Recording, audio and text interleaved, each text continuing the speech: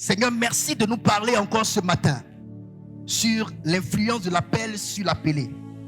Merci de nous ouvrir l'esprit, de nous connecter à ta grâce et à ta puissance ce matin. Je prie que ton onction soit manifestée à travers le message, que plusieurs cœurs soient ouverts et que les âmes comprennent ce que tu as décidé pour chacun au nom de Jésus-Christ. Amen.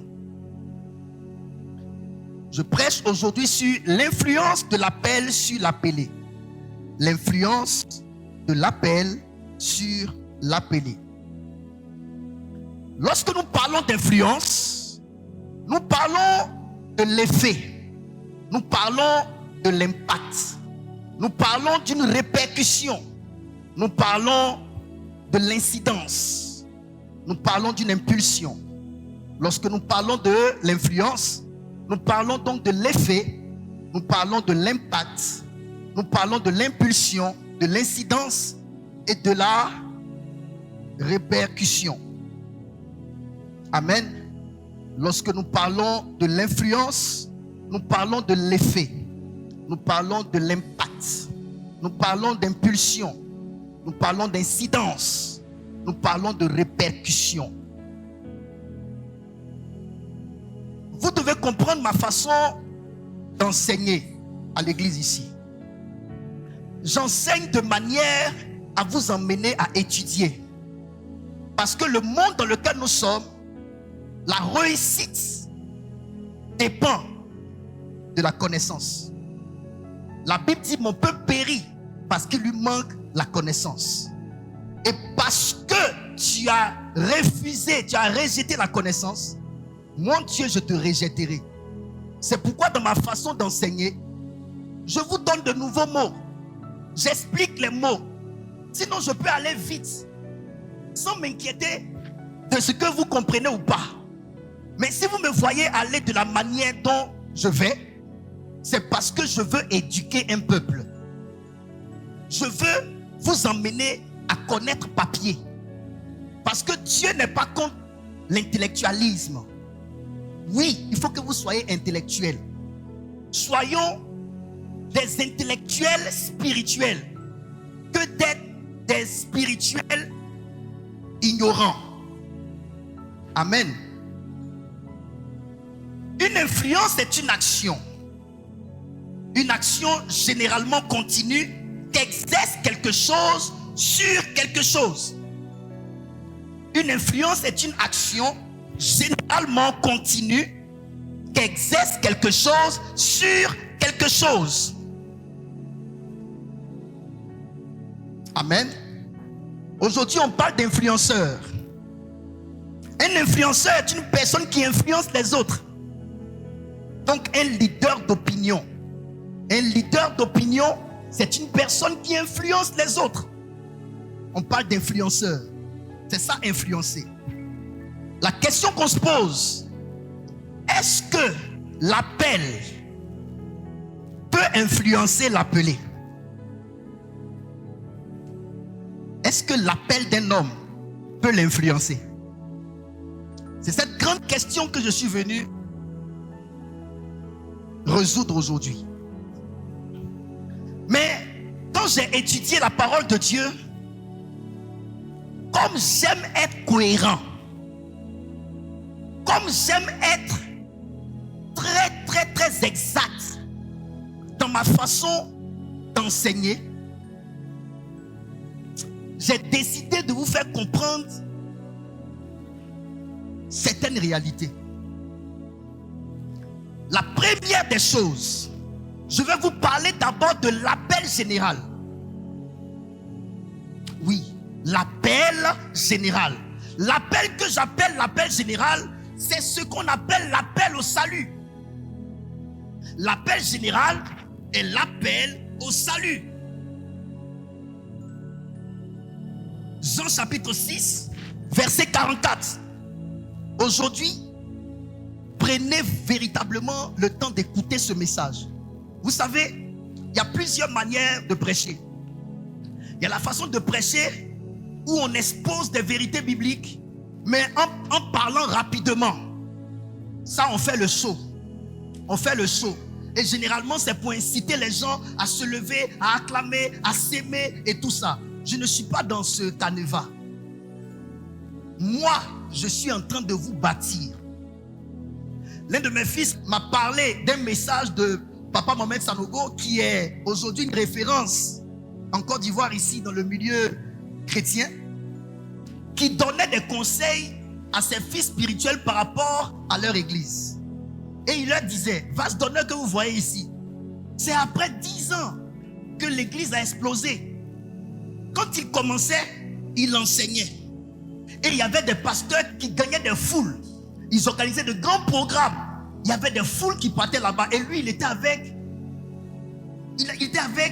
des personnes minimisables. Certains de ses collègues lui disaient, mais tu ne prêches pas, feu flamme. Toi, tu enseignes. Il dit, non, mais moi, je bâtis. Et le Seigneur lui a dit, continue de bâtir. Il faut bâtir les chrétiens. Il faut bâtir les croyants. 10 ans après, ceux qui prêchaient le message feu flamme, tu seras élevé, tu seras béni. Je te dis, si tu cries Amen 3 fois, l'Éternel va te bénir. Wow. Les gens étaient dans leur église, ils ont fait les dizaines d'années, leur vie n'ont pas changé. Mais celui qui bâtissait les chrétiens, qui expliquait la parole, qui expliquait, les gens comprenaient et les gens mettaient en pratique, ils ont commencé à exploser. Et aujourd'hui, il est devenu ce qu'il est. Et il dit aux gens, quand vous bâtissez, vous n'allez pas voir beaucoup de fidèles. Parce que bâtir les fidèles, ça crée le tri entre les chrétiens. C'est ceux qui aiment véritablement Dieu qui vont rester avec vous.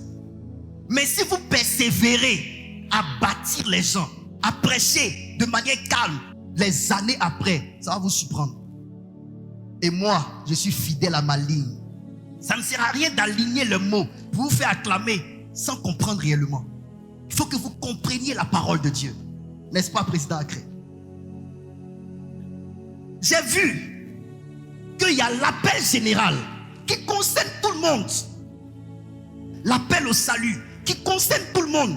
Jean le chapitre 6, le verset 44. On reste assis. Allons-y. Je lis la parole du Seigneur. Jean 6, verset 44. Nul ne peut venir à moi si le Père qui m'a envoyé ne l'attire. Et je le ressusciterai au dernier jour. Nul ne peut venir à moi si le Père qui m'a envoyé ne l'attire. Et je le ressusciterai au dernier jour. Ça, c'est l'appel général. Ça concerne tous ceux qui viennent vers Jésus. Quand il dit, et je le ressusciterai le dernier jour, au dernier jour, il parle de la résurrection pour vivre le salut, la vie éternelle. Ça, c'est l'appel général. Ça nous concerne nous tous. Je vais aller encore avec un autre texte. 1 Timothée chapitre 2, verset 4. 1 Timothée chapitre 2, verset 4. Qui veut que tous les hommes soient sauvés et parviennent à la connaissance de la vérité. Donc, ici, ce texte nous dit que Dieu veut que tous les hommes soient sauvés et parviennent à la connaissance de la vérité. Ça, c'est l'appel général qui concerne tous les hommes. Donc, je vous explique. Vous qui êtes ici, vous n'auriez pas pu venir à Jésus-Christ si l'Esprit de Dieu ne vous avait pas attiré. Le pianiste que voici, qui aujourd'hui, au lieu de jouer le piano dans une mosquée, joue à l'église, a accepté Jésus et le confesse. C'est parce que l'Esprit de Dieu l'a attiré. Toutes ces chantes-là, moi-même, vous tous ici, c'est parce que l'Esprit de Dieu, le Père, vous a attiré. Mais il vous a attiré pourquoi? Pour que vous soyez sauvés. Ça, c'est l'appel général. Le salut concerne tout le monde. Et la volonté de Dieu, le souhait de Dieu selon 1 Timothée, c'est que tous les hommes parviennent au salut. Amen. Mais à côté de cela, il y a un autre appel que j'appelle l'appel individuel et spécifique. L'appel individuel et spécifique ou l'appel stratégique. Nous tous, nous sommes concernés par le salut. Ça, c'est l'appel parce que l'Esprit de Dieu nous a attirés. Il nous a appelés à accepter Jésus pour être sauvés. Donc, de facto, sur ce plan, nous tous, nous sommes concernés. L'Esprit de Dieu a appelé le vice-président, M. Dibi, pour qu'il puisse accepter Jésus et soit sauvé. L'Esprit de Dieu a attiré le responsable Lasso pour qu'il accepte Jésus et soit sauvé. L'Esprit de Dieu a attiré Isaac pour qu'il accepte Jésus et soit sauvé. Ça, c'est l'appel global. Ça concerne tout le monde. Et Dieu souhaite que nous tous, nous parvenions au salut. Ça, c'est l'appel général. Amen. Mais l'autre appel qui me concerne aujourd'hui, l'appel sur lequel j'aimerais vraiment m'étaler, c'est ce que j'appelle l'appel spécifique ou individuel, ou l'appel stratégique. Amen. Proverbe chapitre 16, verset 4. Dieu a tout créé pour un but, même les méchants, pour le jour du malheur. Ça veut dire, là on parle de l'appel individuel. Nous sommes tous concernés par le salut, mais individuellement, chacun est né pour accomplir une mission. Vous comprenez cela? Vous comprenez? Nous sommes tous concernés par le salut, mais chacun de nous, quand il est créé pour accomplir un but. Le but pour lequel Dieu a créé, le président a créé, n'est pas le but pour lequel Dieu a créé Monsieur Kwame. Le but pour lequel Dieu a créé Maman Flora n'est pas le même but pour lequel son mari a été créé. C'est vrai qu'ils sont mari et femme, mais ils n'ont pas la même destinée. Oui, vous n'avez pas la même destinée.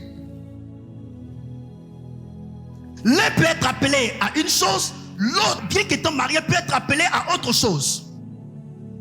Amen. Vous comprenez cela? J'ai écrit ceci. De manière générale, nous sommes tous appelés au même salut. Mais de manière individuelle et spécifique, nous ne sommes pas appelés à accomplir les mêmes missions et avoir les mêmes ministères. Vous comprenez cela? C'est là que je m'en vais. De manière générale, nous sommes tous appelés au même salut. Mais de manière individuelle et spécifique, nous ne sommes pas tous appelés à accomplir les mêmes missions et avoir les mêmes ministères. 1 Corinthiens chapitre 15 verset 41. Je lis la parole du Seigneur. 1 Corinthiens 15 verset 41. Autre est l'éclat du soleil. Autre est l'éclat du soleil. Autre est l'éclat de la lune. Autre est l'éclat de la lune. Et autre l'éclat des étoiles. Et autre l'éclat des étoiles. Même une étoile diffère en éclat. Même une étoile diffère en éclat d'une autre étoile. La Bible parle des fils d'Abraham en deux dimensions. Dieu a fait sortir Abraham et lui a dit: va au bord de la mer, regarde le sable de la mer. Si tu peux compter le sable de la mer, tu pourras compter le nombre d'enfants que tu auras. Le sable de la mer, ce sont les enfants biologiques d'Abraham. Dieu lui demande également de regarder en direction du ciel la nuit.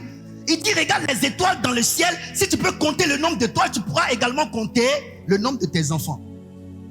Les étoiles constituent les enfants spirituels d'Abraham. Nous sommes tous les enfants spirituels d'Abraham. Nous sommes les étoiles.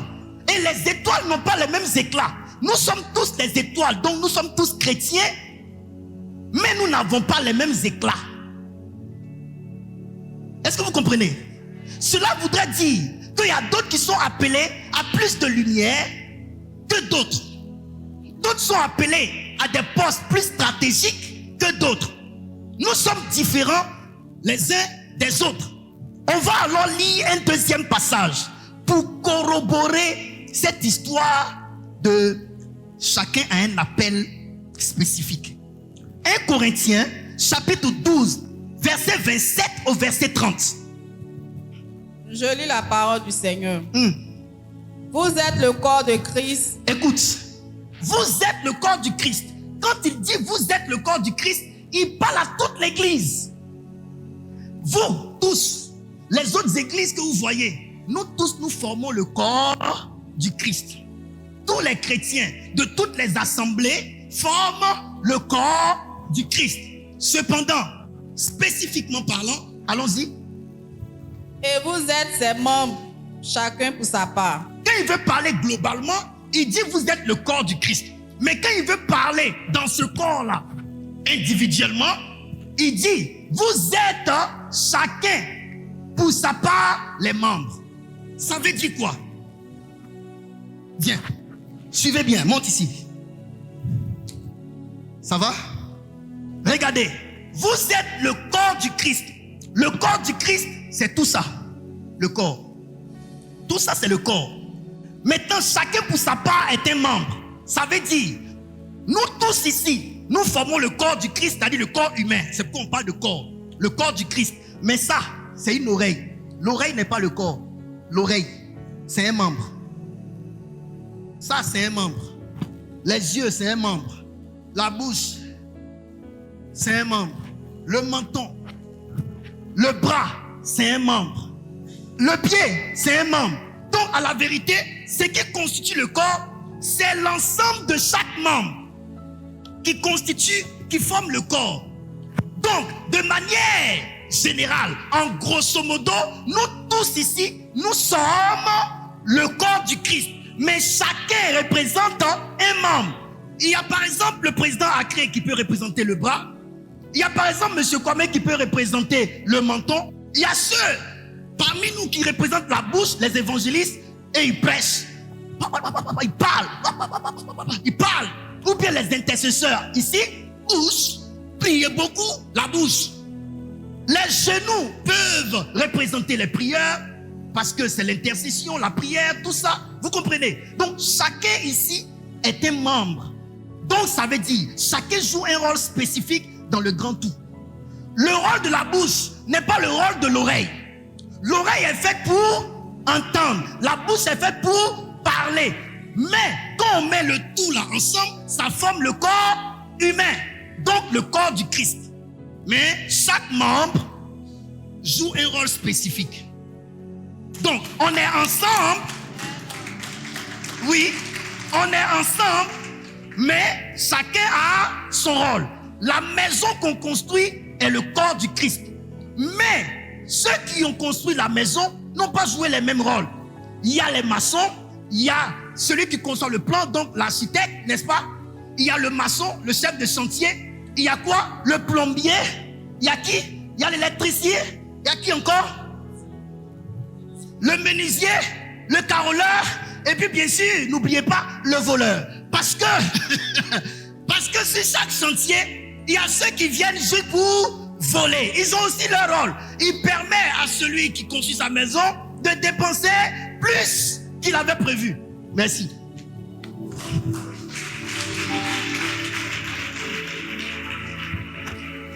Alléluia.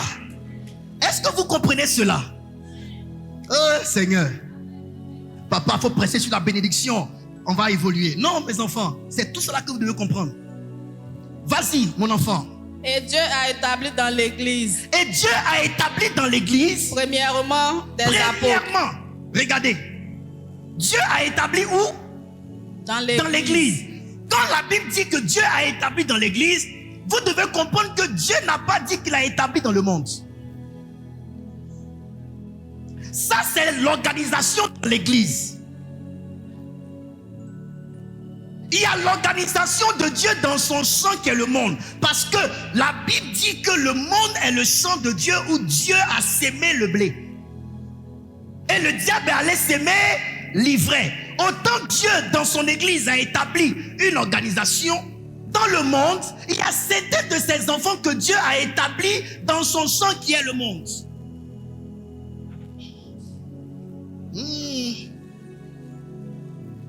Est-ce que je vous fais comprendre? Aujourd'hui, je vais élargir l'appel pour que vous puissiez comprendre beaucoup de choses. Il y a beaucoup de personnes qui pensent que l'appel n'est lié qu'à l'église. L'appel n'est pas que lié à l'église. L'appel est lié à la vie. Donc partout où le chrétien vit, il a un appel à manifester là. Dieu a établi dans l'église premièrement. Vas-y. Premièrement des apôtres. Premièrement des apôtres. Secondement, des prophètes. Secondement, des prophètes. Troisièmement, des docteurs. Troisièmement, des docteurs. Ensuite, ceux qui ont le don des Ensuite, miracles. ceux qui ont le don des miracles. Puis ceux qui ont les dons de guérison, Ceux qui ont le don de guérir, de secourir, de secourir, de gouverner, de gouverner, de parler diverses langues. de parler diverses langues. Continue. Tous sont-ils des apôtres? Tous sont-ils des apôtres? Pourquoi je vous ai pris ce test? Pour vous montrer que, de manière spécifique, chacun a son rôle.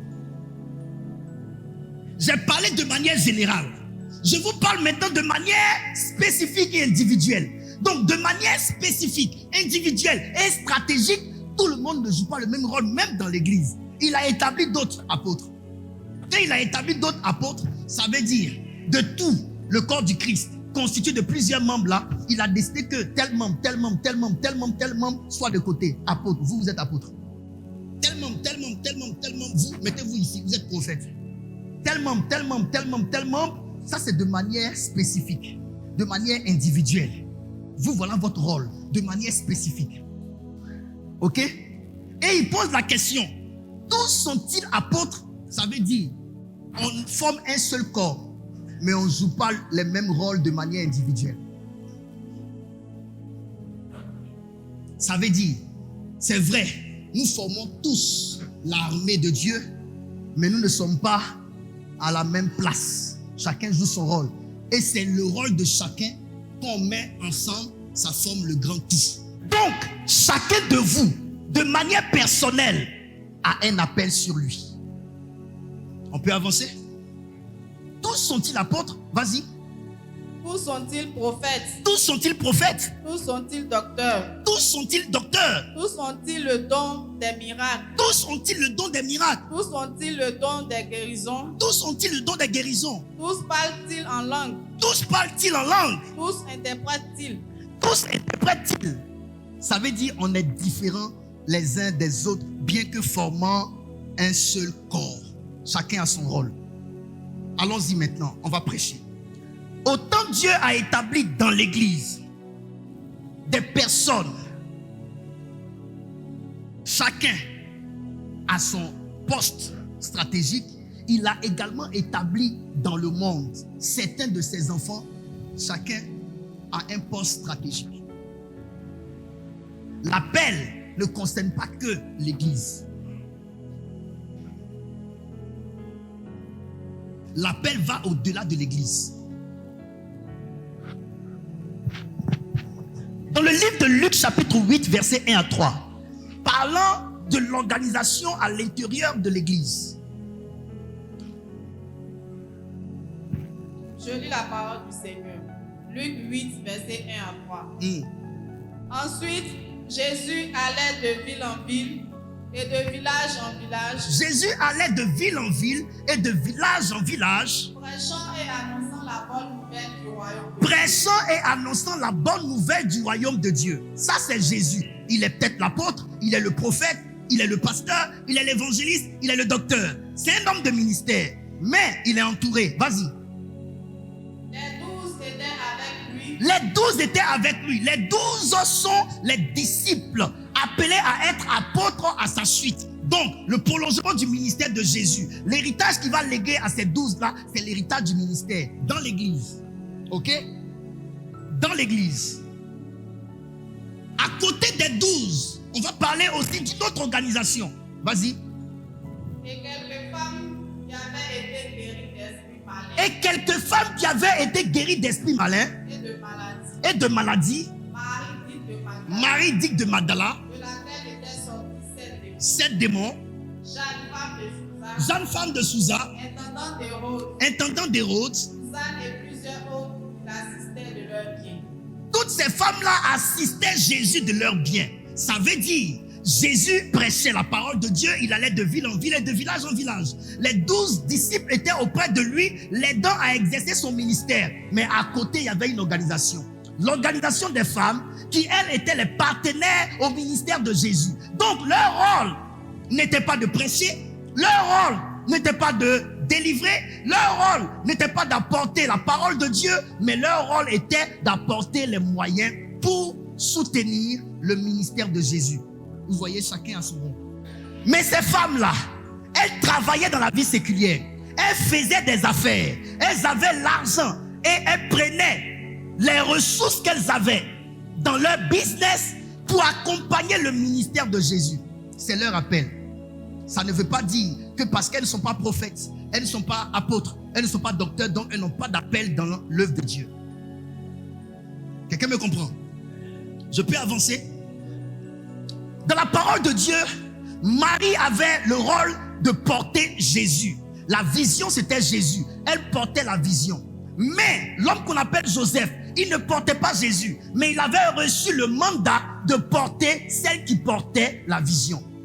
Il y a des hommes qui portent la vision comme moi. Il y a des hommes qui portent la vision comme un homme politique. Mais il y a des personnes qui portent l'homme politique. Leur rôle est la deuxième place. Être auprès de celui qui porte la vision, soutenir celui qui porte la vision, aider celui qui porte la vision jusqu'à ce que la vision puisse connaître son aboutissement.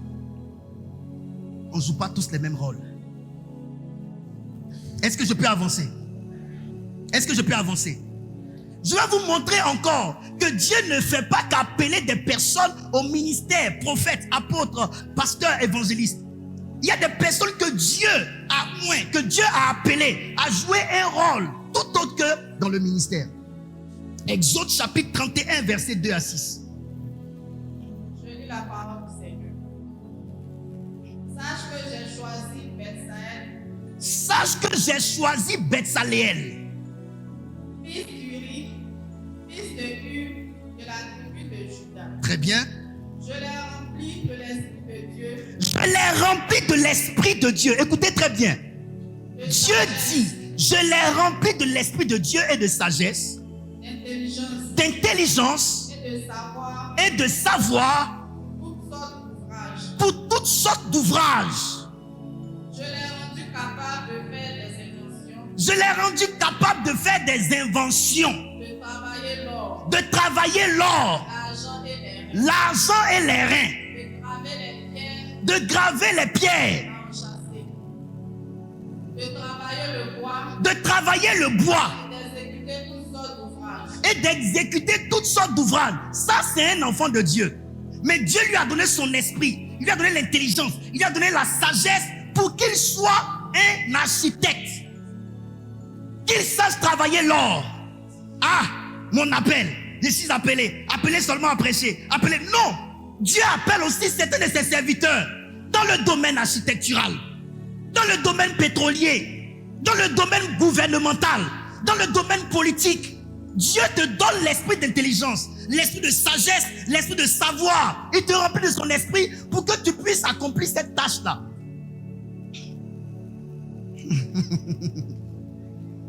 Vous n'avez pas dans la Bible? Donc, beaucoup d'hommes de Dieu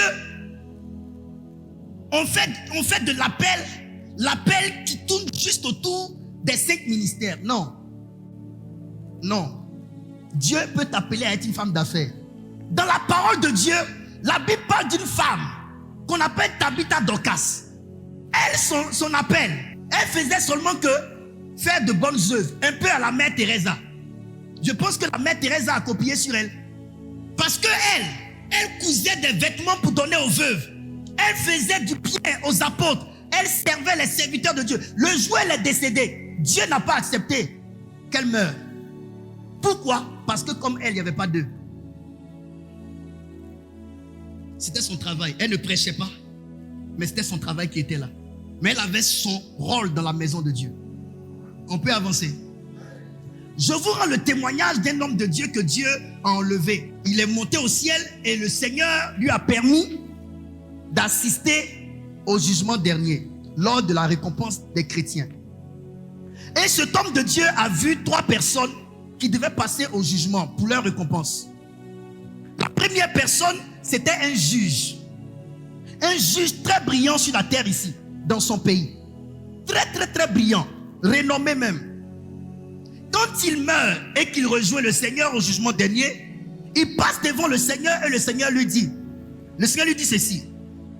Le Seigneur lui dit, toi, tu es devenu un juge très brillant sur la terre, mais je ne t'ai pas appelé à être un juge. Je t'ai appelé à être un pasteur.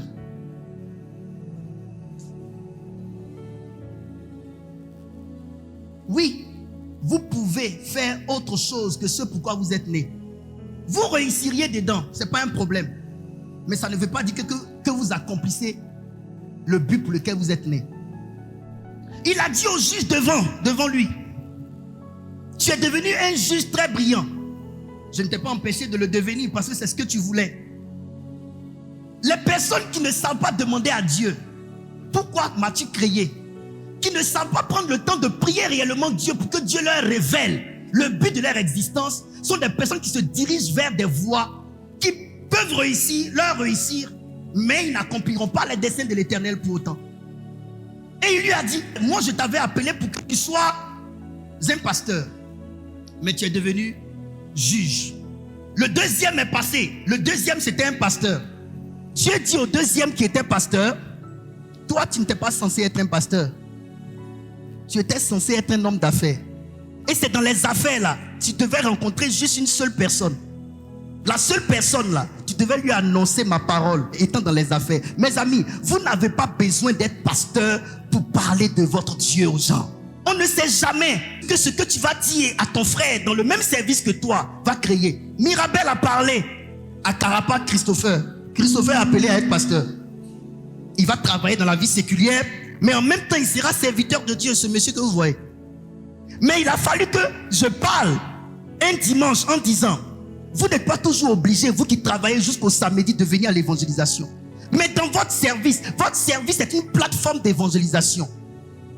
Et elle a partagé, et lui il a décidé de venir me voir. Quand il est venu, je lui ai dit, si tu es sincère, tu es sérieux, tu vas voir mon Dieu dans ta vie. Depuis lors, le voici. Il est engagé, et tout le monde sait que Christopher est engagé ici. Mais il a fallu que quelqu'un lui parle. Vous pouvez le faire. Tu allais rencontrer un seul homme. Ce seul homme-là, tu allais lui parler de Dieu, et cet homme-là allait accomplir sa destinée. Et c'est tout ce que j'attendais de toi. Mais tu as préféré être pasteur. Et après ça, il y avait une femme qui était derrière.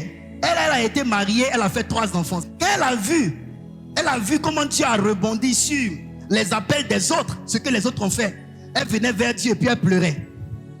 Elle pleurait, elle dit, moi, il n'a rien fait. Moi, il n'a rien fait. Moi, j'ai été marié, j'ai fait 3 enfants. Moi, Seigneur, je n'ai rien fait. Il était dans ta maison là, moi, il n'a rien fait. Le Seigneur lui a dit, ma fille, tu as accompli ma volonté. Ce pourquoi je t'avais appelé, c'était que tu fasses ces 3 enfants là.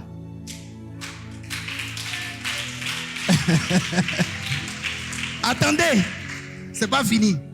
C'était que tu fasses ces 3 enfants et que tu les instruises selon la voie du Seigneur, afin que ces 3 enfants accomplissent leur destinée. Tu les as tellement instruits selon mes voies que regarde sur la terre là-bas, et il y a tes 3 enfants. Chacun est en train d'accomplir ce pourquoi je l'ai envoyé sur terre. Et c'est ça ton appel. Tu as réussi. Rends de la gloire.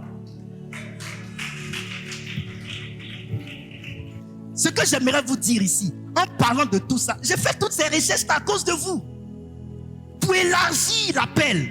L'appel, les gens l'ont mis sur des piquets comme ça. Et les gens ne se retrouvent pas. Camarade, tu as besoin de prier pour ton appel. J'aimerais revenir un peu en arrière en vous disant ceci. On a eu tendance à dire que notre futur est devant nous.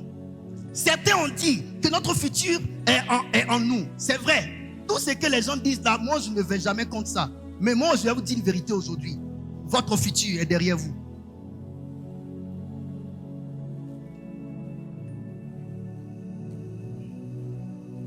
Président Agré, d'expliquer. Notre futur n'est pas devant nous. Notre futur est derrière nous.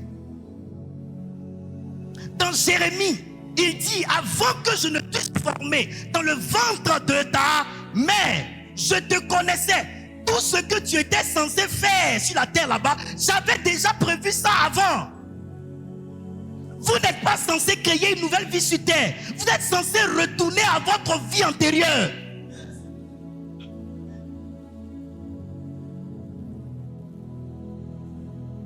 Votre appel, c'est quoi? C'est ce que Dieu a préétabli avant votre formation humaine. Tout ce que vous devez faire, ce n'est pas que Dieu vous crée. Le Seigneur a déjà dit, je connais les projets que j'ai formés sur vous. Je vous ai dit, pendant que Dieu vous formait dans le ventre de votre mère, il formait également ses projets sur vous. Les projets de l'Éternel formés sur vous, c'est votre appel à accomplir sur terre. Et donc, ce n'est pas quand vous êtes né que Dieu va commencer à créer une nouvelle plateforme d'appel pour vous. Il vous a déjà appelé, il vous a déjà prédestiné, il a déjà prévu ça avant que vous ne soyez. C'est pourquoi, si vous lisez bien la Bible, vous verrez dans Apocalypse chapitre 5 qu'on parle du livre qui était scellé, du dedans et du dehors. Jean était là. Cette révélation-là, c'était une révélation dans le monde spirituel. Avant que Jésus même ne vienne l'accomplir sur la terre. Est-ce que vous savez ça? Jean pleurait. Il était dans cette scène-là. Il n'y avait personne qui avait été jugé digne d'ouvrir le livre et de rompre les sceaux, ni même de le regarder. Le vieillard a dit: ne pleure pas. Le lion de la tribu de Juda a été jugé digne d'ouvrir le livre et de rompre les sceaux. Quand Jean jeta le regard, il a vu au lieu d'un lion un agneau immolé. Ça avait été déjà fait au ciel. Et Jésus est venu l'accomplir quand Dieu lui a donné un corps. C'est pourquoi dans Hébreux 10, il a dit: tu n'as voulu ni sacrifice ni holocauste, mais tu m'as formé un corps pour que je vienne faire, oh Dieu, ta volonté. Et il dit: il s'agit de moi dans le rouleau. Le rouleau dont il parle là, c'est la portion des Écritures de Apocalypse chapitre 5 où on parle du lion de la tribu de Juda qui a été jugé digne. Jésus était déjà mort avant la fondation du monde, avant même qu'il ne vienne ici sur terre, rentrer dans un corps pour l'accomplir devant les hommes. C'était une volonté de Dieu déjà préétablie. C'est pourquoi je vous dis, tout ce que nous avons qu'à vivre sur la terre n'est qu'une rediffusion de ce que nous avons déjà vécu, étant bara, esprit.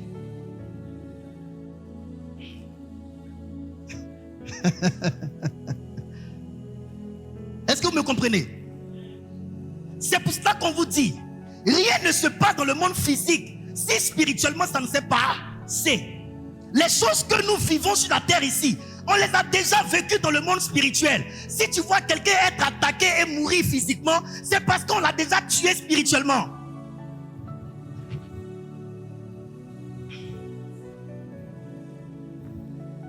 Il y a deux plateformes. Il y a deux plateformes sur lesquelles se jouent nos destinées. Il y a la plateforme spirituelle et la plateforme physique. La plateforme spirituelle ne recueille pas votre corps. La plateforme spirituelle recueille votre esprit. C'est pourquoi lorsque Dieu parle à Jérémie, il parle à Jérémie avant que Jérémie n'ait un corps.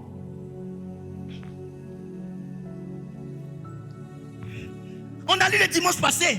Il dit: avant que tu ne sois dans le ventre de ta mère et que tu ne sortes, j'avais pris soin de toi.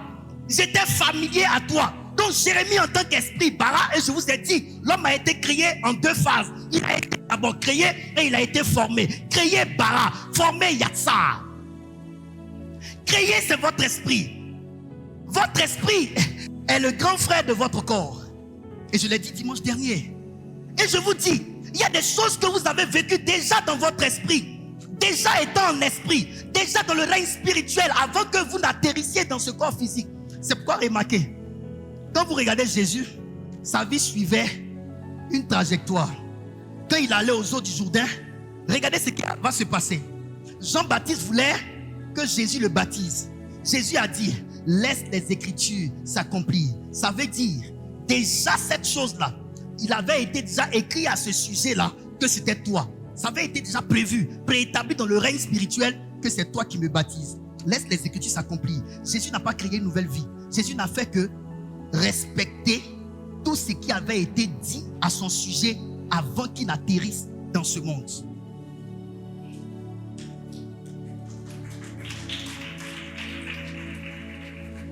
Attends, vous croyez que c'est maintenant que Dieu va créer votre vie? Vous croyez que c'est maintenant que Dieu va créer votre destinée? Votre destinée existe depuis le monde antérieur. C'est déjà là. Vous devez juste prendre contact avec. Et c'est en connaissance de votre destinée que vous sauriez prendre des décisions dans votre vie. Parce que le monde physique n'a pas connaissance de votre réalité spirituelle. Et c'est parce que vous avez pris contact avec votre réalité spirituelle que vous pouvez dire à des acteurs dans le monde physique aujourd'hui qui n'ont pas la connaissance de ce que vous êtes censé faire dans le monde physique. Non, Dieu n'a pas dit que c'est comme ça qu'on doit faire les choses.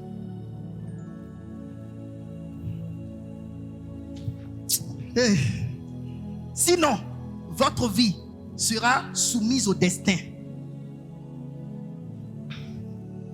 La destinée, c'est quoi? C'est connaître ce que Dieu a préétabli avant qu'on ne soit formé. Et faire nos choix en fonction.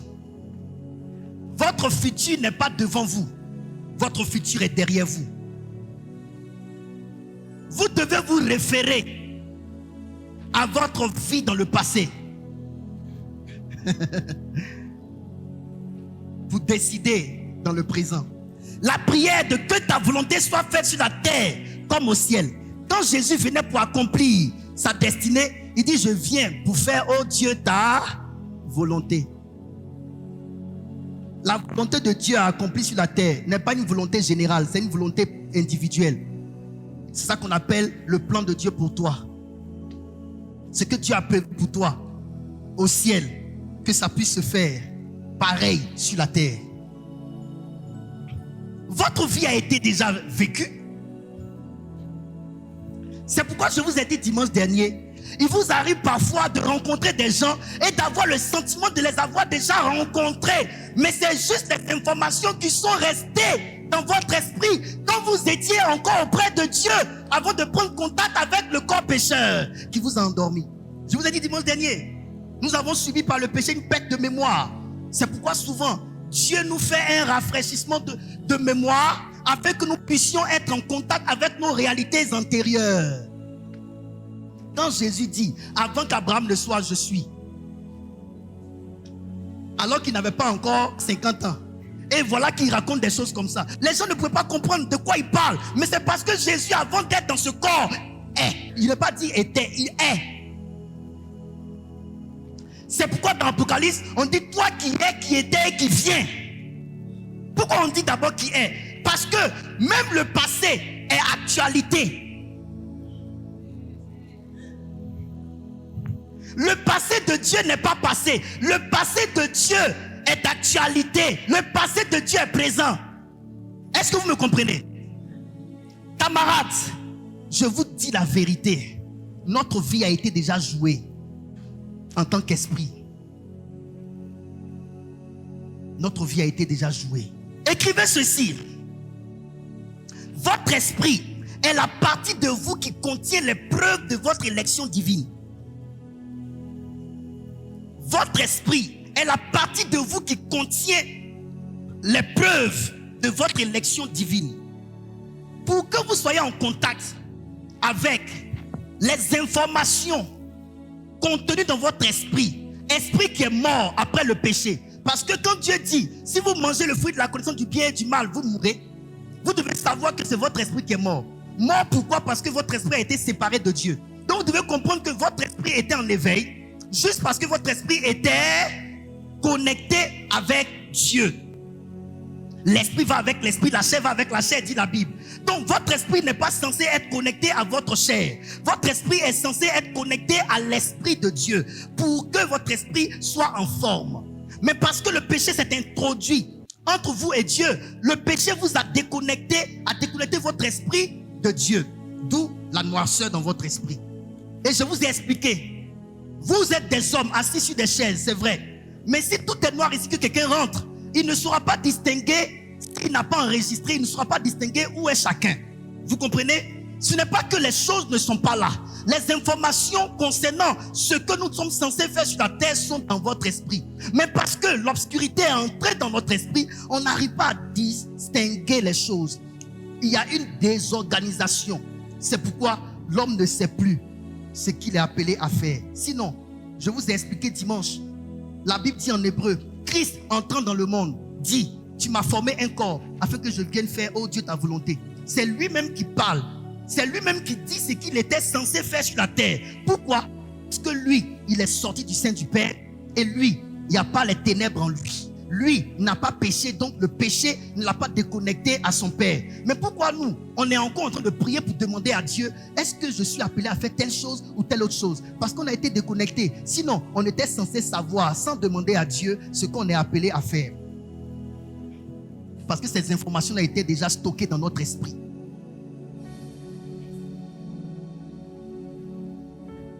Votre mémoire n'est pas dans votre cerveau. Votre mémoire est dans votre esprit. Ôtez votre esprit de votre corps et dites-moi si votre corps réfléchit, si votre corps enregistre.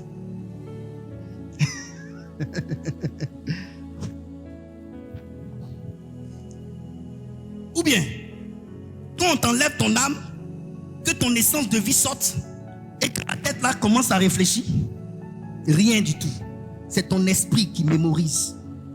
Comment faire pour entrer en contact avec ces réalités? Il y a vous dire une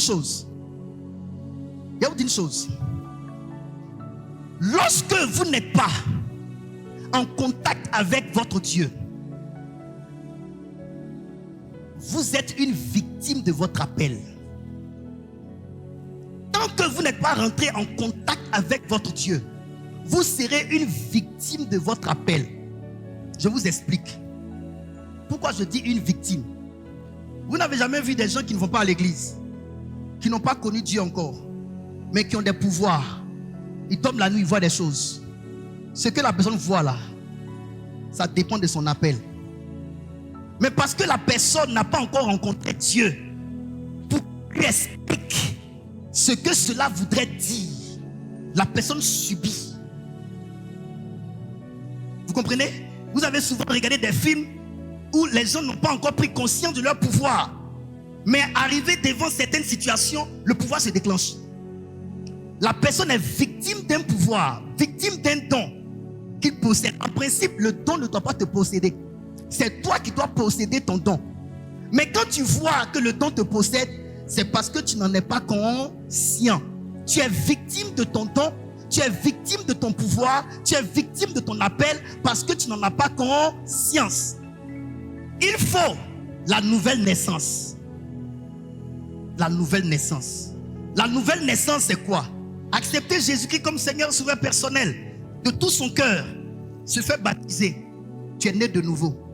Jésus a dit à Nicodème, il faut que tu naisses de nouveau. Afin que tu puisses être en contact avec les réalités spirituelles, tu dois naître de nouveau. Tant que vous ne prenez pas contact avec votre Dieu, vous n'acceptez pas Jésus-Christ comme Seigneur et sauveur personnel, vous pourriez subir votre appel, mais vous n'en seriez pas détenteur et possesseur. Vous allez subir. Et quand vous subissez votre appel, les esprits qui savent que vous détenez un pouvoir, ils feront de vous leur proie. C'est là que tu vois la fille censée avoir un don prophétique, elle est devenue esclave de Satan, elle devient marabout. Il devient marabout. Elle devient ceci, il devient cela. Les démons l'habitent, les démons le possèdent, les démons la possèdent. Pourquoi? Parce que les démons savent, avant qu'elle ne prenne conscience, en allant vers son Dieu, il faut qu'on prenne un siège dans son corps pour l'utiliser. Vous comprenez cela? C'est pour cela des personnes ayant un appel de Dieu, ayant été créées pour quelque chose de spécifique, mais n'ayant pas pris contact avec leur Dieu, n'ont pas su ce à quoi elles sont appelées et ont été cooptées par le diable. On peut avancer? Qui veut comprendre? Est-ce qu'on peut évoluer? Vous devez reprendre contact avec votre Dieu. Dites-moi, si Dieu ne parlait pas à Jérémie, est-ce que Jérémie allait savoir qu'avant qu'il ne soit formé, Dieu avait déjà préétabli des choses le concernant? Il n'allait pas savoir. Donc le réel problème est un problème de manque d'information. Ce n'est pas que vous n'avez pas d'appel. Vous êtes né pour accomplir quelque chose. Mais parce que vous n'êtes pas informé sur vous. Vous n'êtes pas informé sur vous. Vous semblez être né pour rien. Vous me comprenez? Maintenant, suivez-moi. Comme je l'ai dit dimanche dernier, tout le monde n'est pas appelé. Tout le monde n'est pas appelé. Dieu a choisi Jacob. Il a aimé Jacob et il a haï Ésaü. Dans la parole de Dieu, écoutez-moi très bien. Ce n'est pas avec tout le monde que Dieu poursuit les desseins du ciel.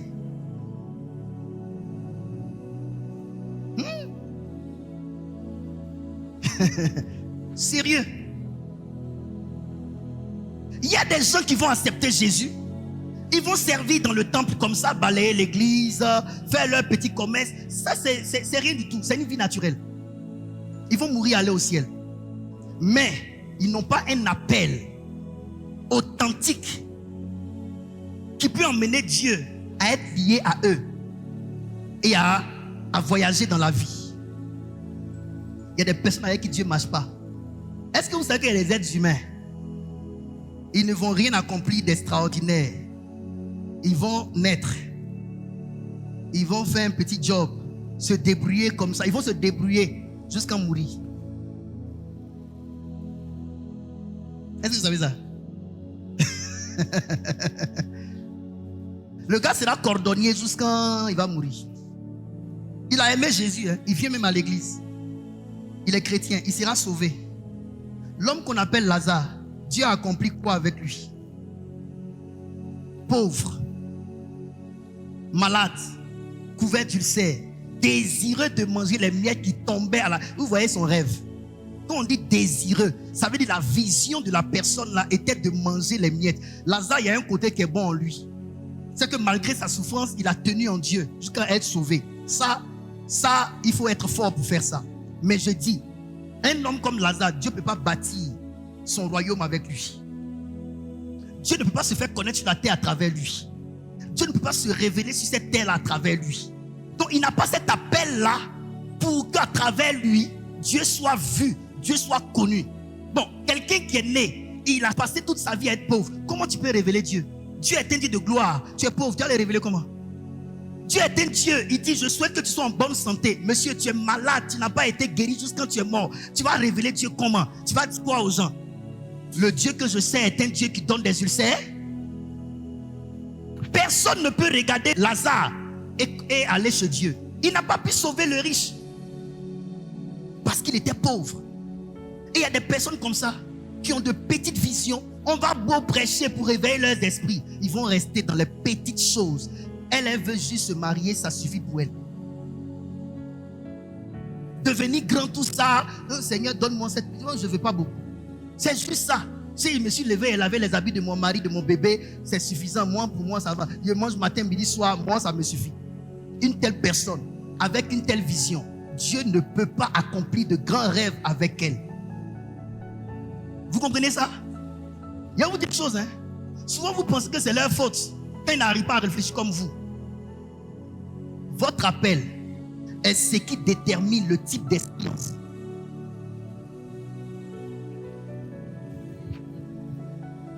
Un homme qui est appelé à être roi, ce n'est pas quelqu'un que vous allez voir dans les petites choses. Regardez David. David aimait les défis. Suivez-moi bien, hein? Je vous parle des réalités. C'est maintenant que je vais prêcher. Au ciel, quand Dieu a créé les esprits, il a compartimenté les esprits. Il a mis ici les esprits rois. Il a mis ici les esprits princes. Il a mis ici les leaders. Il a mis ici des esprits tels, les esprits tels, les esprits tels. Vous comprenez? Maintenant, j'aimerais vous dire une vérité. Est-ce que vous savez qu'il y a des enfants qui sont nés sans compter sur la volonté de Dieu? Je vous explique. Il y a des enfants qui sont nés. Ce n'était pas de la volonté de Dieu. Dieu n'avait pas prévu qu'Abraham parte sortir avec Agar. C'est pourquoi toute la Bible ne contient pas que la parole de Dieu. La Bible contient aussi les erreurs de nos pères. La Bible contient la vie des prostituées aussi. C'est pourquoi toute la Bible là ne parle pas de la parole de Dieu. Il y a la parole de Dieu de côté et il y a les défauts de nos pères.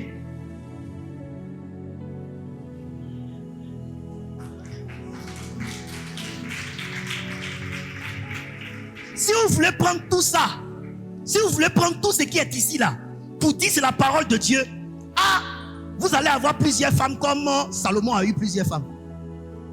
Ça c'est sa vie. C'est la rétrogradation d'un homme roi établi à la tête du pays. Il a rétrogradé, c'est pourquoi il est tombé dans ces dérives. Il ne faut pas faire même chose pour être ça dans la Bible. Tout ce qu'on voit dans la Bible n'est pas faisable. Il y a la volonté de Dieu qui a part. C'est pourquoi dans certaines Bibles, les écrits de Jésus, on écrit ça en rouge. Ici, il y a la parole des hommes. Ici, il y a la pensée des hommes. Ici, il y a la vie des hommes. Et il y a ce que Dieu veut. Il y a la volonté de Dieu qui est consignée là. Il y a les désirs des hommes qui sont consignés ici. Abraham qui allait avec Agar là, Dieu n'a pas prévu ça. Il y a des enfants qui sont nés, ce n'est pas Dieu qui a voulu. C'est l'homme qui a péché. C'est les conséquences du péché. Est-ce que vous savez que dans le plan originel de Dieu, il n'était pas question qu'on parle du salut? Est-ce que vous savez? Dans le plan originel de Dieu, il n'était pas question qu'on parle du salut. L'homme n'était pas créé sur la terre pour aller au ciel.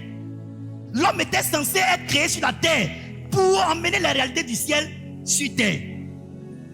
On ne devait pas parler du salut. On ne devait pas parler de la vie éternelle.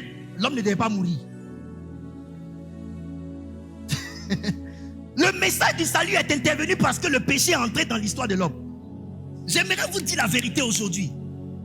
Écoutez-moi bien. Écoutez-moi bien. Quand vous lisez la Bible, ne voyez-vous pas que Dieu n'a rien fait avec Ismaël? Lisez vos Bibles. Dieu n'a pas marché avec Ismaël.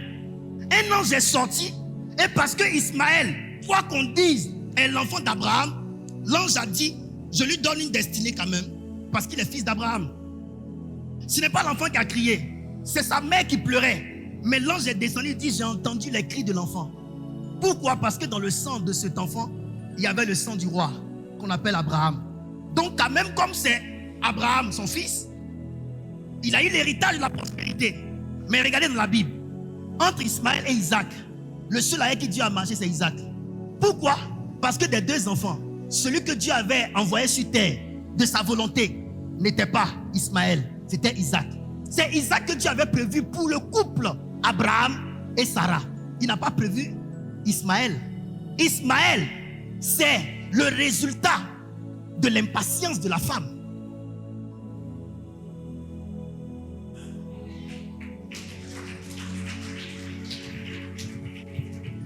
C'est pourquoi j'aimerais vous dire une chose. Dieu ne saurait composer avec ce qui ne vient pas de lui. Est-ce que vous savez que, à part Isaac et Ismaël, Abraham a eu d'autres enfants avec Ketura, une femme qu'il a pris après Sarah. Mais la Bible ne parle même pas de ces enfants-là. Pourquoi? Parce que Dieu n'a pas prévu ça dans son calendrier. Ça c'est Adam. Tu as le spermatozoïde, tu vas avec une femme, il n'y a pas de problème, tu vas faire des enfants. Mais celui que moi j'ai prévu, que j'ai appelé, avec qui je veux poursuivre les desseins du royaume, s'appelle Isaac. C'est ça l'appelé. C'est pourquoi vous remarquez dans le monde, ce n'est pas tout le monde qui brille. Ce n'est pas tout le monde qui brille dans ce monde. Parce qu'il y a des personnes qui viennent de la volonté de Dieu et il y a des personnes qui viennent juste de la volonté des hommes. Il y a des enfants qui sont nés de la volonté de leur papa et de leur maman. Mais il y a des personnes là, l'enfant là vient de Dieu, Yéré même. Ah, ils vont se dire, est-ce que c'est moi? Est-ce que c'est moi aussi? J'aimerais vous dire une chose. Regardez dans le monde, la plupart des personnes qui sont les têtes par qui Dieu se fait connaître dans le monde, à travers qui Dieu se fait voir, sont des personnes que Dieu a créées pour poursuivre ses intérêts du royaume. Le type d'esprit que tu as là, où tu penses grand là, non, c'est pas que tu es ambitieux, c'est l'esprit que Dieu a formaté qui est en toi là qui fait ça. Oui. Sinon, il y a ta soeur qui est là qui pense même pas à tes grandeurs là. Toi, pendant que tu penses grand, elle veut juste avoir un petit couple là, se débrouiller, si elle peut avoir un petit mari. Mais le fait que tu rêves grand, tu n'es pas satisfait du peu que tu as. Tu veux devenir grand. Tu sens que tu n'es pas n'importe qui. Il y a toutes ces choses que tu ressens là. Le frère de David appelle ça prétention. Alors que ce n'est pas la prétention. C'est la démangeaison de l'esprit roi qui est en toi qui fait que tu agis comme ça.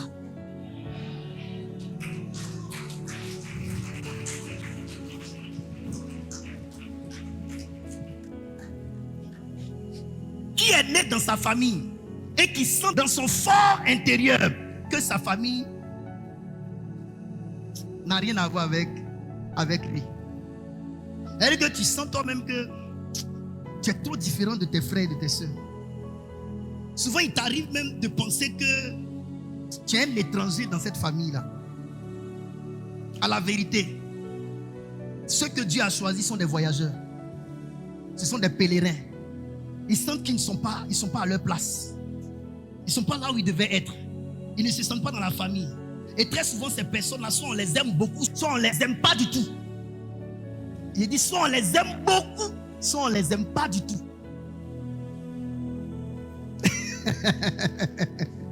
Camarades, votre grandeur ne vient pas d'abord dans votre main avant que ça ne soit appelé grandeur. Votre grandeur est dans votre caractère avant que ça ne vienne dans votre main. Est-ce que vous comprenez? Écoutez, je vais vous expliquer des choses claires.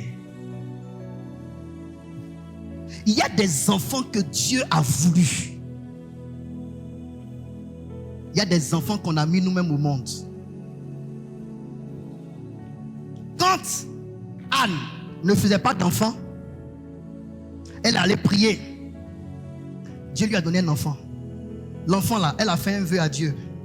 Cet enfant là, c'était l'enfant de Dieu. C'est l'enfant que Dieu a voulu pour lui. Maman, papa, de tous vos enfants, il y a ceux que Dieu vous a donnés et il y a ceux que Dieu vous a prêtés. Les enfants que Dieu vous a prêtés sont les enfants de Dieu. Les enfants que Dieu vous a donnés, c'est pour vous. Après, les moments où on s'est senti triste, donc les restes de mes enfants là, non. Dieu peut prendre même tous tes enfants. Ne vous inquiétez pas, ne soyez pas tristes. Hein. Arrêtez ça, ne soyez pas tristes. Je vous parle de la vérité dans la Bible. Regardez, Rebecca avait des jumeaux dans son ventre, n'est-ce pas? Mais la Bible dit, Dieu a aimé Jacob et il a haï Ésaü. Dites-moi, est-ce que Ésaü n'est pas devenu grand sur la terre? Quand Jacob est allé le rencontrer pour lui donner les biens, il a dit à Jacob, je ne veux pas prendre parce que Dieu m'a béni. Donc tes enfants ne vont pas rester comme ça. Mais je vous dis, il y a des personnes avec qui Dieu marche. Ésaü, Dieu n'a pas marché avec lui. Mais Jacob, Dieu était dans la vie de Jacob au quotidien. Pourquoi? Parce qu'un appelé, c'est l'homme avec qui Dieu poursuit les desseins du royaume. Un appelé est l'homme avec qui Dieu poursuit les intérêts du royaume.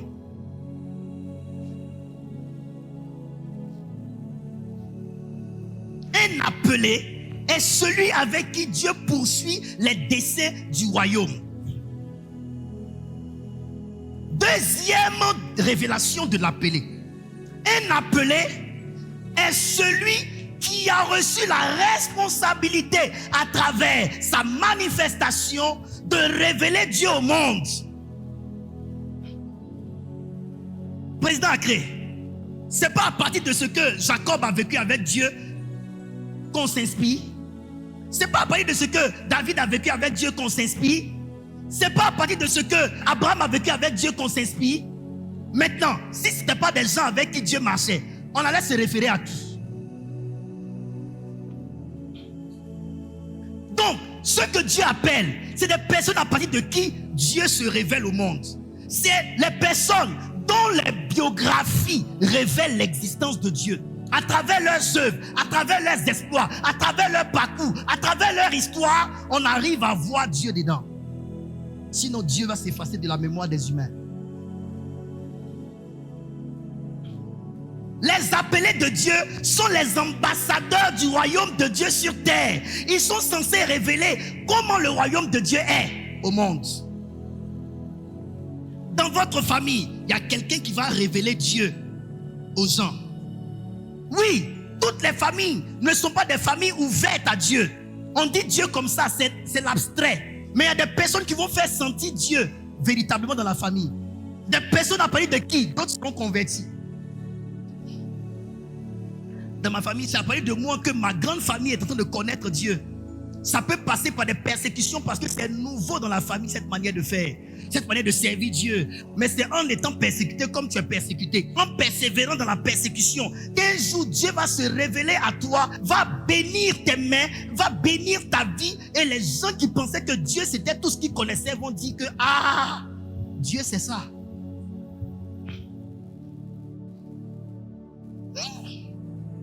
Est-ce que je parle à quelqu'un?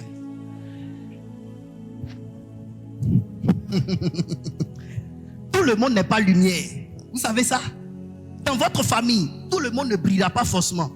Il y a un dans la famille, 5 frères, il y a un que Dieu va susciter, qui va porter la famille et qui va amener les autres à sortir à la lumière. C'est lui l'appelé. Ce que vous devez comprendre, c'est que l'appelé ouvre l'ère des appelés. C'est à partir de l'appelé principal que les autres connaîtront leurs différents appels. Dans la vie, il y a toujours une personne qui ouvre la porte. C'est toujours par une personne que les autres connaissent et prennent conscience de l'existence de Dieu. C'est toujours un qui brille. Et à partir de ce dernier-là, les autres commencent à voir Dieu. Mes amis, les gens du monde ne lisent pas la Bible, je vous dis. Nos pères, les Isaac, les Abraham, leur vie, ils la vivaient dans la vie, pas dans un livre. Et c'est pas si vous comprenez.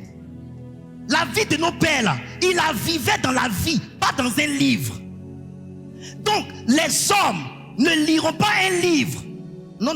Ils n'ont pas le temps pour lire la Bible. Vous êtes la Bible ouverte pour le monde. C'est à travers vos exploits, à travers ce que vous deviendrez avec Dieu, que les gens sauront qui est Dieu qu'ils écriront.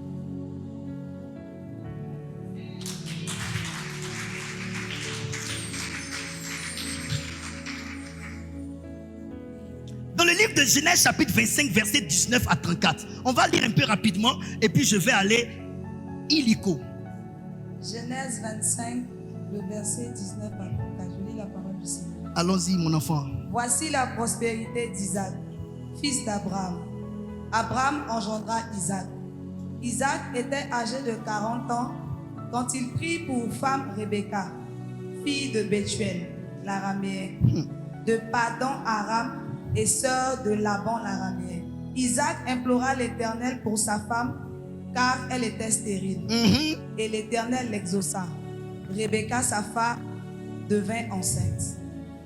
Les enfants se heurtèrent dans son sein et elle dit: s'il en est ainsi, pourquoi suis-je enceinte?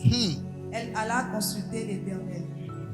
Et l'Éternel lui dit: 2 nations sont dans ton ventre, et 2 peuples se sépareront au sortir de tes entrailles. Un de ces peuples sera plus fort que l'autre, et le plus grand sera assujetti au plus petit. Vous voyez, le plus grand sera assujetti au plus petit. Ça veut dire Dieu a choisi le plus petit pour prendre la prééminence sur le plus grand. Dieu avait déjà fait son choix. Voilà l'appel. Allons-y. Les jours où elle devait accoucher s'accomplirent. Et voici, il y avait 2 jumeaux dans son ventre. Très bien.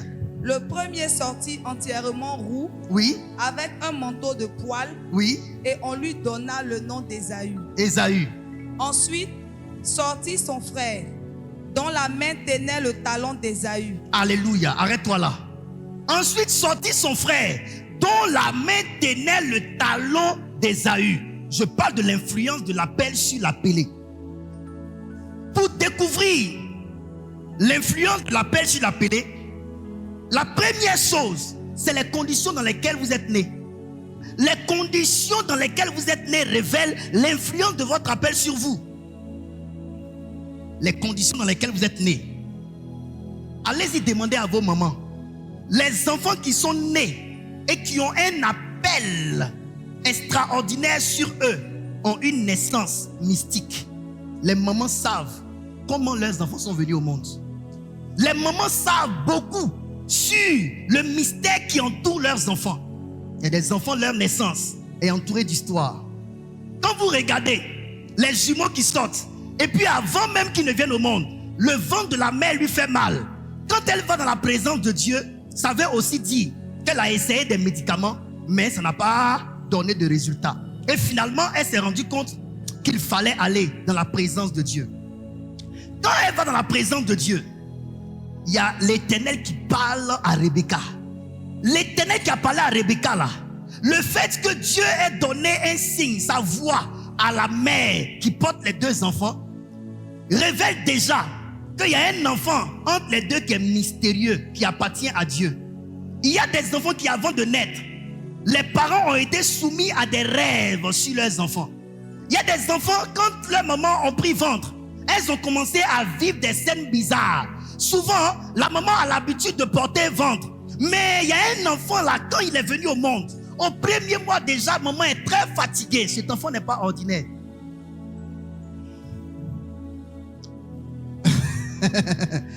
Il y a toujours des scènes qui entourent certaines naissances qui révèlent que ce qui est dans le ventre n'est pas ordinaire. Quand je suis né, il a fallu que ma mère après me rappelle ce qu'elle a vécu à ma naissance pour qu'elle comprenne pourquoi je suis devenu prophète.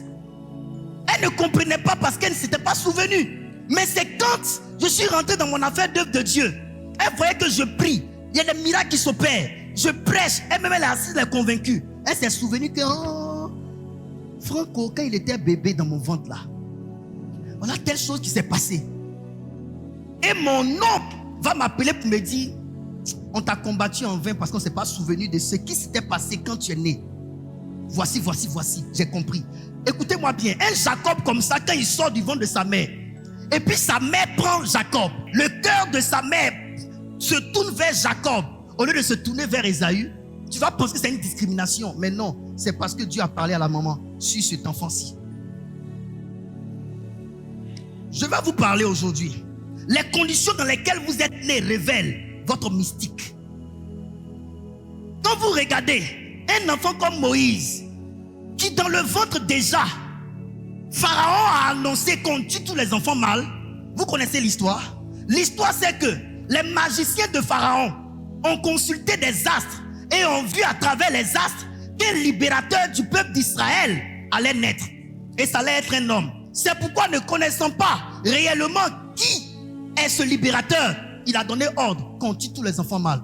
Il y a des enfants qui naissent pendant que les mamans sont sous menace. Moi, par exemple, mon père a dit à ma mère que si elle ne faisait pas d'enfants mâles, il allait se séparer d'elle. Je suis né dans un contexte conflictuel. Je suis venu pour réparer la relation entre mon père et ma mère. Bon, finalement, ça n'a rien donné. Donc, mais je suis né comme ça, dans ce contexte. Vous comprenez? J'aimerais vous emmener à bien observer les mystères autour de votre grossesse. Autour de la prise de votre grossesse. Il y a des enfants qui sont extraordinaires. Ils ne sont pas ordinaires. Je peux avancer? Quand vous regardez un enfant comme Moïse qui naît, on dit qu'on doit tuer tous les enfants. Sa mère le regarde. Elle voit que son visage est beau. Visage beau là veut dire qu'elle a vu la lumière se dégager de son visage. Elle a vu la destinée à travers le visage de l'enfant. Elle a décidé de ne pas tuer son enfant. Pendant que les autres mamans ont tué leurs enfants, quand cet enfant-là montre un tel signe, le signe que l'enfant montre de révéler la lumière à travers son visage à sa mère, ça montre que l'enfant a un appel. Il n'est pas n'importe qui. Il y a des enfants qu'on a voulu avorter, mais ils ont refusé. Pourquoi? Parce qu'il est venu au monde pour vivre. Il a un appel sur la terre. Il a une mission à accomplir. On a essayé toutes sortes de médicaments qu'on essayait avant, qui avortaient les bébés. Mais lui, on a mis médicament qui fait avorter en 12 heures. Bébé là a mangé le médicament. Le bébé a pris le médicament comme ça. Il a wap. C'est devenu vitamine, il a grossi comme ça, poto. Il est dans le ventre, toi mais tu ne comprends pas. Tu mets le médicament derrière, tu grossis. Bébé qui est là, il est venu pour régner. Donc là, il a commencé à dominer étant dans le ventre. Même poison ne peut pas le faire fléchir. C'est un miracle que tu vas accoucher.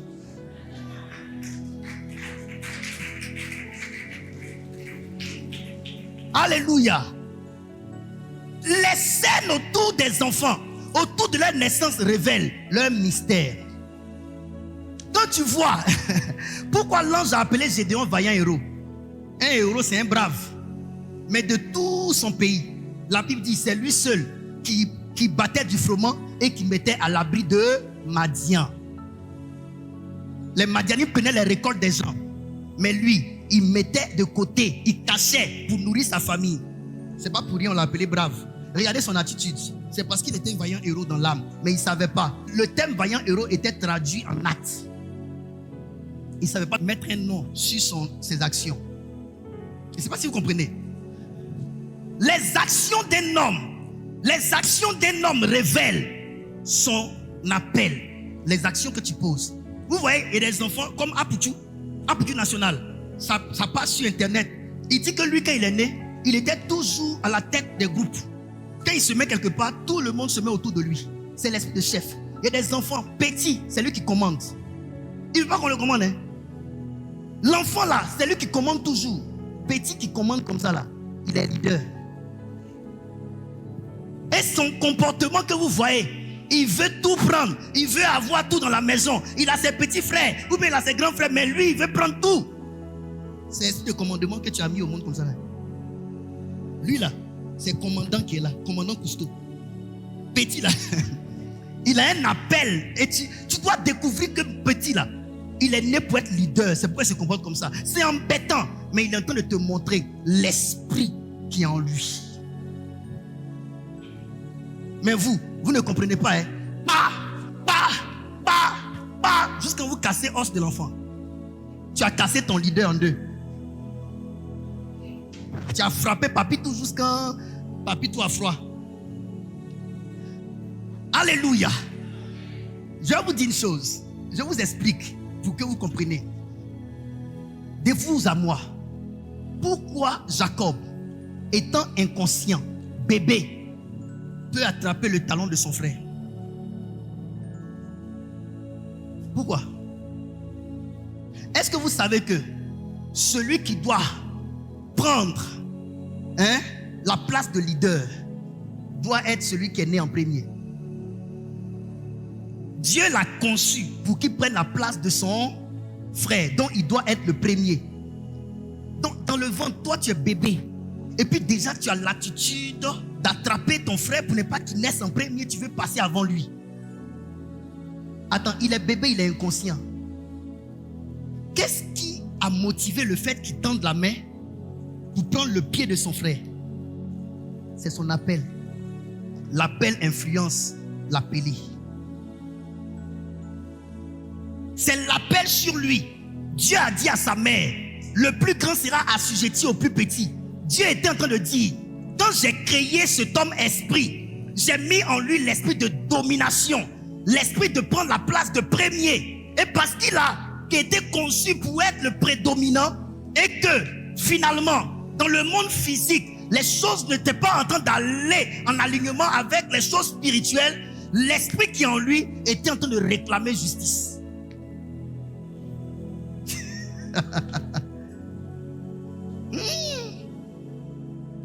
L'appel sur un homme l'influence même quand il est dans son état d'inconscient. Il est dans son état inconscient, l'appel l'influence. Il ne comprend pas pourquoi il agit comme ça. Si tu demandes à Jacob, il dit, quand Jacob va naître et qu'il sera grand, et qu'on va lui dire, quand tu es né, tu as attrapé le talon de ton frère, il ne va pas savoir expliquer ça. Ce qui explique son attitude, c'est ce que Dieu a dit sur lui. Est-ce que vous me comprenez? Maintenant, je vais finir avec ceci. Dites-moi que ça vous fait du bien.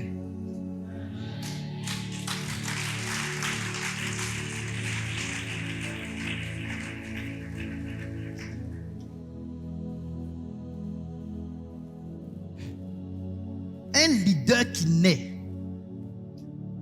est une étoile qui naît et qui brille. La Bible dit que les étoiles diffèrent dans leur éclat. Quand tu vois une étoile qui brille fort, c'est que cet homme-là a une destinée très puissante. Ce qui a fait que Pharaon a voulu qu'on tue tous les enfants mâles.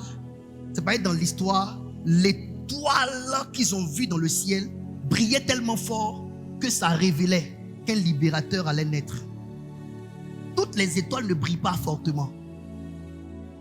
Quand une étoile brille fortement, on sait que lui qui est né là a une grande étoile, il a une grande destinée, il va briller. Est-ce que vous savez que souvent, vous parlez chez les marabouts disent que toi tu as une grande destinée, et puis ils disent que l'autre, lui, il n'a pas une grande destinée. Ils disent ça. Souvent, il y a des gens qui lisent à travers les paumes, qui peuvent vous révéler que vous avez une grande destinée. Ils regardent pour l'autre, toi tu n'as pas une grande destinée. Suivez-moi bien. un homme est égal à un astre. Je répète, un homme est égal à un astre.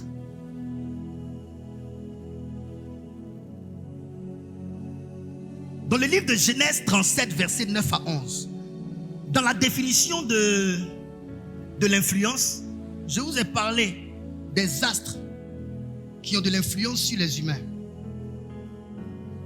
C'est à travers l'étoile, l'astre brillant, l'étoile qui était dans le ciel, que les mages ont su une identité était sur la terre. Une identité roi des Juifs était sur la terre. Est-ce que les mages ont vu Jésus? Non. Les mages ont vu l'étoile. Et c'est l'étoile qui les a conduits à Jésus. Parce qu'à la vérité, l'étoile était Jésus. Vous me comprenez?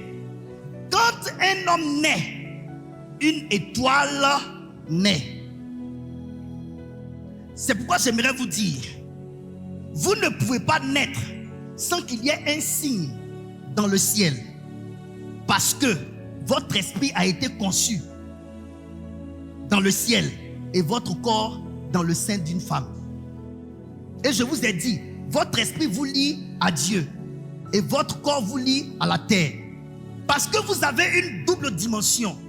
Il y aura une partie de vous sur terre associée au sol, mais il y aura une partie de vous dans le ciel, montrant que vous venez du monde spirituel.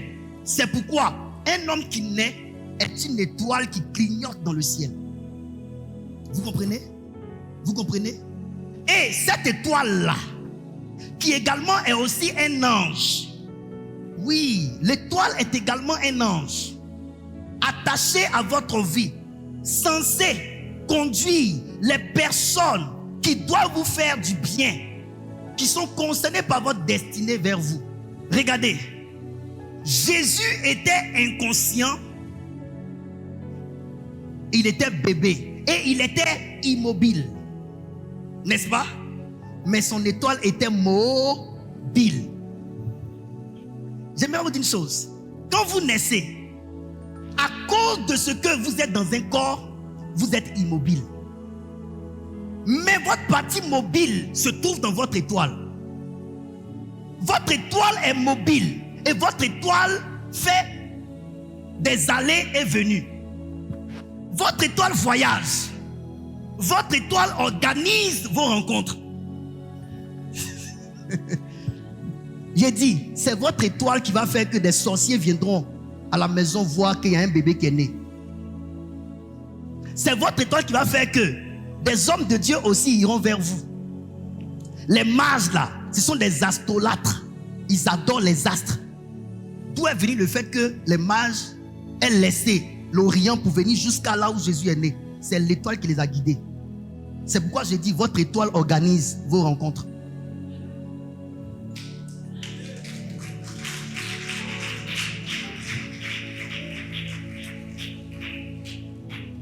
Et à côté de cela, lorsque les mages sont venus, Hérode a demandé ce qu'ils partent faire. Ils ont dit, et Hérode a dit, lui aussi veut aller adorer Jésus. Dans son plan, il veut aller le tuer. Votre étoile n'attire pas que de bonnes personnes. Votre étoile attire également de mauvaises personnes qui veulent venir vous faire du mal. Mais regardez, l'ange de l'Éternel a parlé aux mages pour dire, ne prenez pas la route qui mène à Hérode.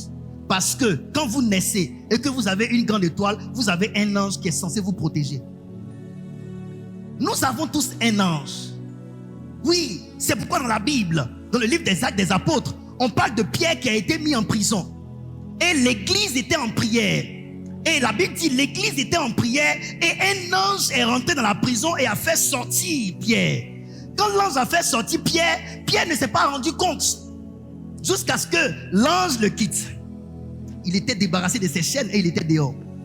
Et quand Pierre est parti vers ses frères à l'église, il a tapé la porte. La servante a regardé. La servante a vu que c'était Pierre. Elle allait raconter à ses frères. Et ses frères ont dit, ce n'est pas Pierre, c'est son ange. Pour Pourquoi ont-ils dit c'est son ange? Parce que ton ange te ressemble.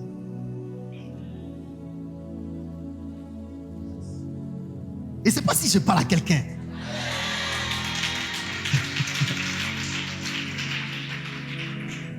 Vous avez un ange et votre ange vous ressemble. Et l'église au temps de Pierre savait que les apôtres et les chrétiens de leur époque avaient chacun un ange. Et les anges là pouvaient venir représenter les hommes sans qu'eux-mêmes ne se déplacent. C'est pourquoi ils ont dit, oh tu mens, c'est son ange. C'est son ange que tu as vu. Parce que les anges, nos anges nous ressemblent. Alors que c'était Pierre, c'était pas son ange, c'était vraiment Pierre. Écoutez-moi bien. L'homme qu'on appelle Joseph a raconté un songe. Genèse 37, 9 à 11. Lis ça et puis je me tais.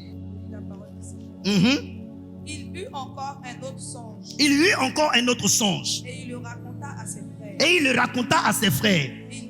Il dit, j'ai eu encore un songe. j'ai eu encore un songe. Et voici Le soleil, la lune et 11 étoiles se prosternaient devant moi. Il le raconta à son père. Il raconta à son père Et à ses frères. Son père le réprimanda.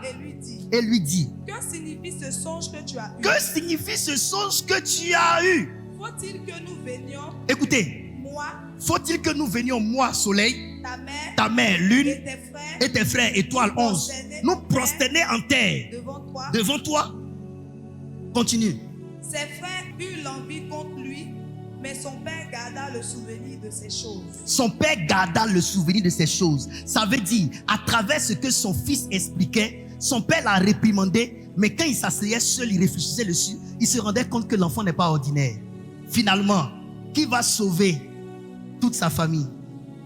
C'est pas cet enfant qui racontait ces songes-là.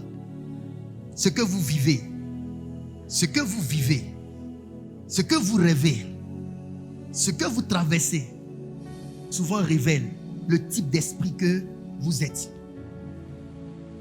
J'ai parlé des astres.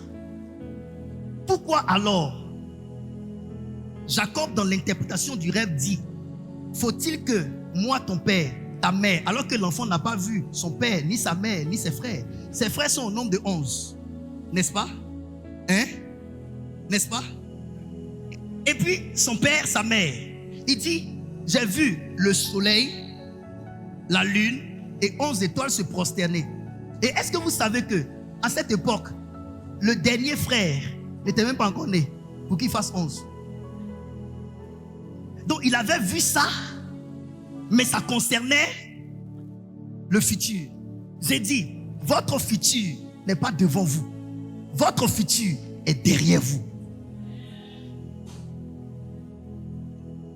Maintenant, je vous dis une chose. Est-ce que vous savez que sa mère allait décéder?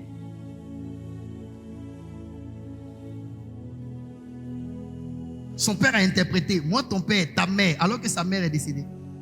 Quand les choses vont s'accomplir, son père est parti avec ses fils sans sa maman. Sa maman était décédée.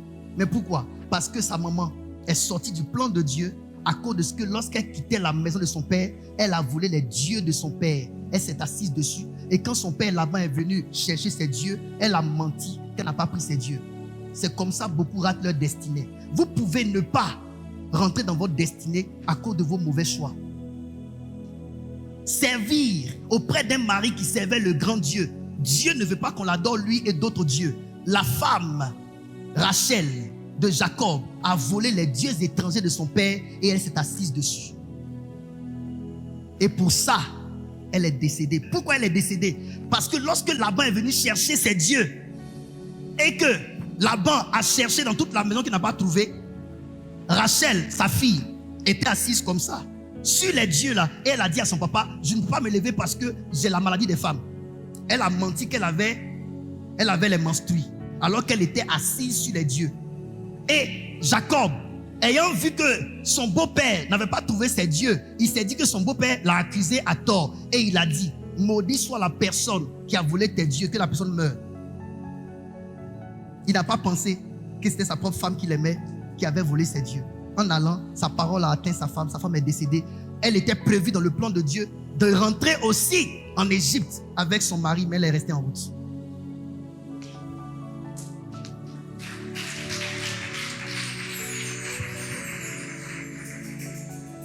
Alléluia. Je finis ici. Quand vous naissez, une étoile naît. Et sur la terre, il y a des personnes qui représentent des astres. Jacob représentait le soleil, le père. Rachel représentait la lune, la mer. C'est pourquoi j'aimerais vous dire, ma prière pour vous, c'est que vous shiftez d'étoile à soleil, d'étoile à lune.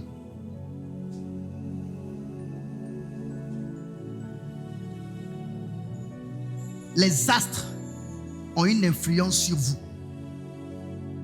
Les astres ont une influence sur vous. Parce qu'à cause des astres, on peut savoir qui vous êtes. À cause des astres, on peut savoir où vous êtes. À deux fois, les bonnes personnes qui viennent vers nous, qui consultent les astres, c'est les astres qui les guident vers nous. Les mauvaises personnes consultent aussi les astres et les guident vers nous. Et très souvent, nous-mêmes, nous ne sommes pas conscients de qui nous sommes. Ma prière pour toi aujourd'hui, c'est que tu comprennes qu'il y a des attitudes que tu as. Dans le livre de Proverbes, chapitre 20, verset 11, il est écrit: les actions d'un enfant sont les signes de l'influence de son appel sur l'appelé. Allons-y, lis ce texte-là et je finis avec. Proverbe 20.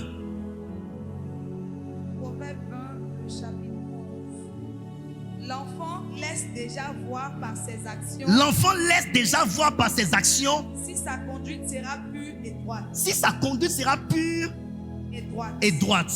Donc vous devez comprendre, on peut voir la destinée d'un enfant à travers ses actions.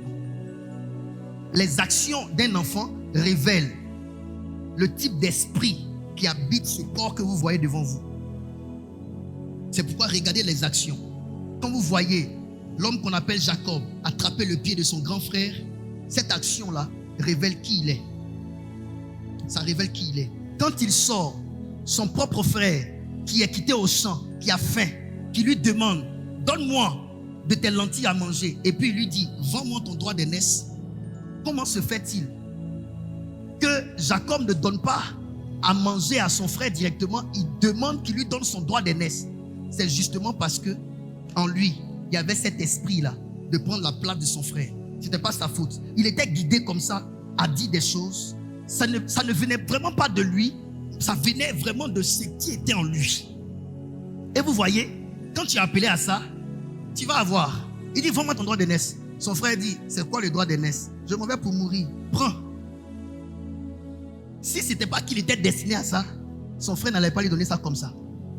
Il a pris. Quand il prend spirituellement, il s'est reclassé en place de leader. La coutume qui disait que l'aîné était celui qui devait prendre l'héritage, cette coutume-là a commencé à parler pour Jacob, parce que spirituellement, Jacob avait pris la place de Ésaü et Ésaü avait pris sa place. Quand les gens disent qu'il a volé, il n'a pas volé. Il n'a fait qu'être conduit à faire ce qu'il doit faire pour que ce que Dieu a dit le concernant puisse s'accomplir. Plus tard, ce Jacob sera obligé de fuir la maison de son père.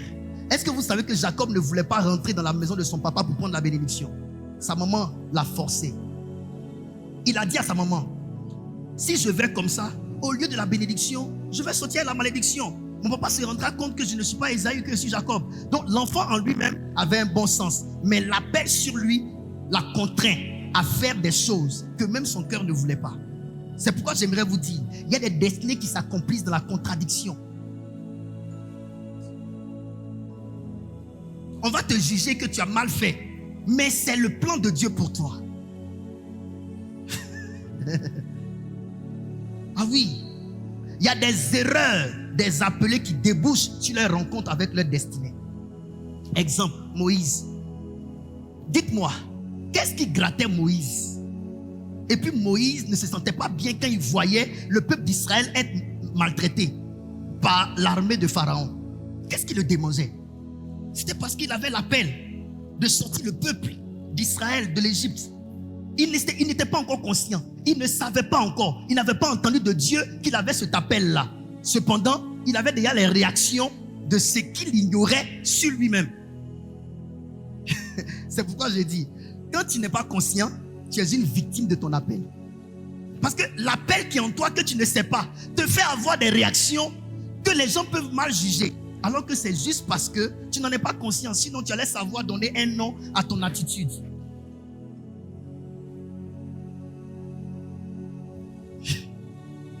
Maintenant, la démangeaison l'a poussé à prendre un Égyptien, à le tuer. Il a commis l'erreur. Quand il commet l'erreur, il a oublié de fuir. Quand il fuit, il se retrouve où? Chez Jéthro. Chez Jéthro, il devient berger, pasteur. Dans pasteur là, il rencontre Dieu. Et Dieu lui dit, je t'envoie là où tu es quitté pour aller sortir le peuple d'Israël de l'Égypte. Il a compris alors que j'avais ce fardeau là. Oh, donc je suis appelé à ça. Tu veux connaître ton appel? Regarde le fardeau que tu as. Regarde ton fardeau. Tu as le fardeau de faire des affaires. Tu sens ça en toi, ça boue en toi. Camarade, il ne faut pas aller prier Dieu. Tu as ça. Tu as le fardeau. Quand Dieu te rencontre maintenant, c'est pour te confirmer. Pour que tu dises, je suis rassuré maintenant. Sinon, ça y est en moi. Dieu, quand il t'appelle à quelque chose, il a bâti la capacité en toi. Dieu a créé les oiseaux pour s'envoler. La capacité de voler est en eux. Dieu a créé les poissons pour nager. Ils n'ont pas fait de cours de natation pour apprendre à nager. La capacité de nager se trouve en eux. Quand vous êtes appelé à quelque chose, vous avez déjà le talent en vous. Tout ce que vous partez faire à l'école, c'est juste pour avoir des thèmes scientifiques et autres, pour harmoniser. Sinon, vous avez déjà la sémence en vous. Que Dieu vous bénisse.